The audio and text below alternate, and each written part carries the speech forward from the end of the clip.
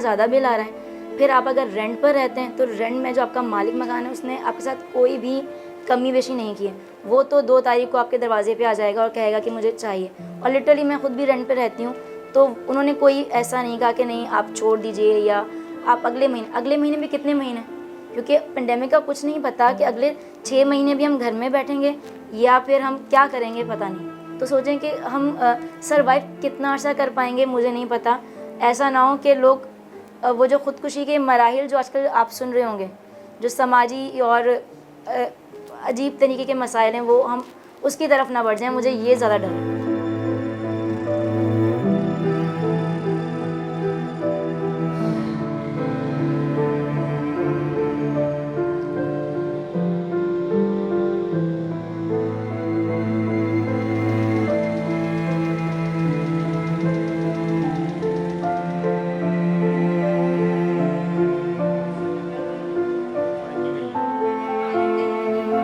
कुछ स्कूल्स तो ऐसे हैं जिनको मैं जानती हूँ, उन्होंने अपने टीचर्स को फायर कर दिया है और ये कह दिया कि आप हमारी तरफ से फ्री हैं, आप जो है वो जॉब ढूंढ लें। जबकि इस वक्त कहीं भी जॉब तलाश करना ऐसा है कि बहुत मुश्किल का शिकार है टीचर।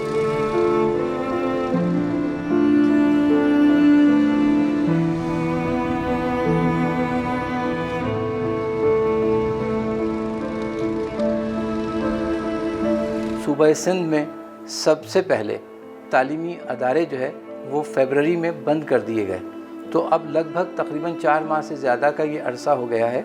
तो स्कूल न सिर्फ इस वक्त मुकम्मल तौर पर बंद हैं, बल्कि अपने इंतज़ामी मामलात के लिए भी बहुत उनको दुश्वारियां हैं। इसके अलावा माली मामलात भी, चूँकि प्राइवेट स्कूल्स सिर्फ बच्चों की जो हासिल होने वाली फ़ीस है, आने वाली फ़ीस है, उसी पर अपना डिपेंड कर रहे होते हैं। हमारी जो भी इत्तलात हैं या जो हमारे अपने तजर्बात और मुशाहिदात हैं, 10% से ज़्यादा फ़ीसें जो है वो स्कूलों में आ ही नहीं पा रही हैं, नहीं जमा हो रही हैं, जिसकी वजह से स्कूलों की इमारतों के किराए, स्कूलों की असातिज़ा की तनख्वाहें, स्कूलों में दूसरे इंतज़ामी अखराजात जो हैं वो अदा करने अब दिन ब दिन जैसे जैसे वक्त गुज़र रहा है स्कूलों के लिए मुश्किल से मुश्किल तर होता जा रहा है। अपने माली वसाइल और अपनी माली मुश्किलात के सबब स्कूलों में या तो तनख्वाहें देना अब नामुमकिन हो गया है स्कूलों के लिए, या फिर उन्होंने कंप्रोमाइज़ सैलरीज़ जो है वो देना शुरू कर दी हैं। जो लोग उन स्कूलों से वाबस्ता थे या उसमें उन स्कूलों में काम कर रहे थे, वो दोनों ही किस्म के अफराद जो है इस वक्त अपनी माली मुश्किलात का शिकार हैं।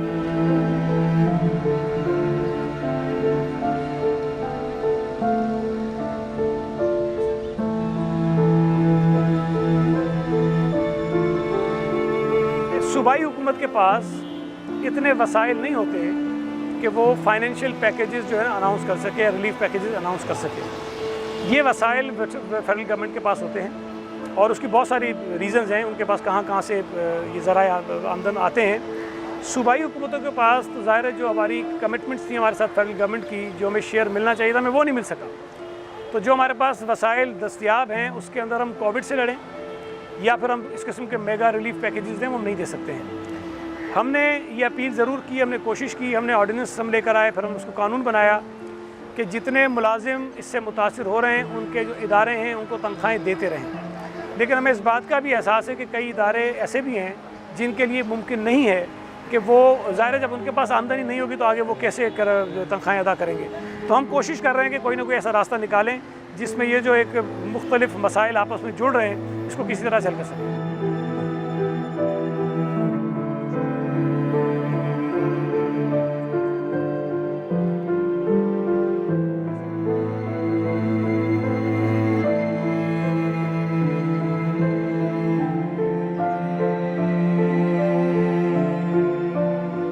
समझ लीजिए कि जो कब्र का हाल मुर्दा ही जानता है जो उस पर गुजर रही है।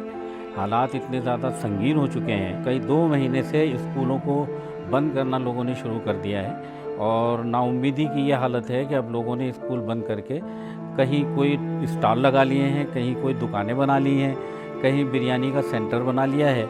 वो असातिज़ा जो दफ्तर में बैठकर और क्लासों में जाके बच्चों को पढ़ाते थे, आज वो बिरयानी की प्लेट लेकर उन ग्राहकों के सामने रख रहे हैं। इंतहाई शर्मनाक मुकाम है, इंतहाई अफसोस का मुकाम है।